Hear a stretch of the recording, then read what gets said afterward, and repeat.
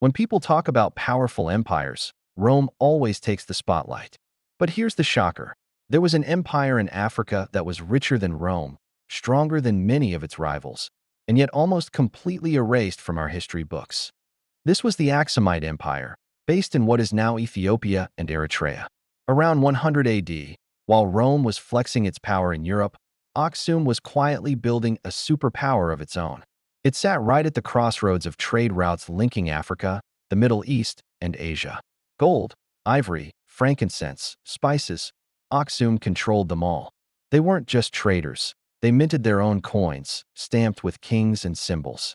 Imagine this. While tribes in Europe were still using barter, Aksum's currency was recognized internationally. That's serious power.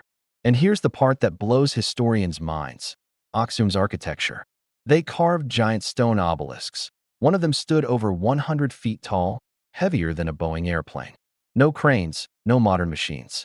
Just human engineering genius. Aksum was also one of the very first great states to adopt Christianity as its official religion, long before most of Europe even thought about it.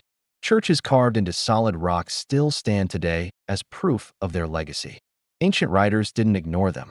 A Persian scholar once described Aksum as one of the four greatest powers on earth, right alongside Rome, Persia, and China.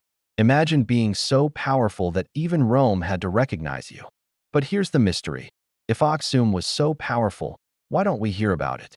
Historians believe climate change dried up their farmlands, and when new sea trade routes shifted power away from the Red Sea, Aksum slowly declined.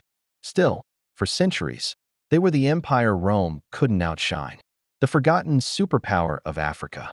So, do you think history ignored Aksum because it didn't fit the European narrative? Or was it simply lost to time? Drop your thoughts. I bet you'll never look at history the same way again.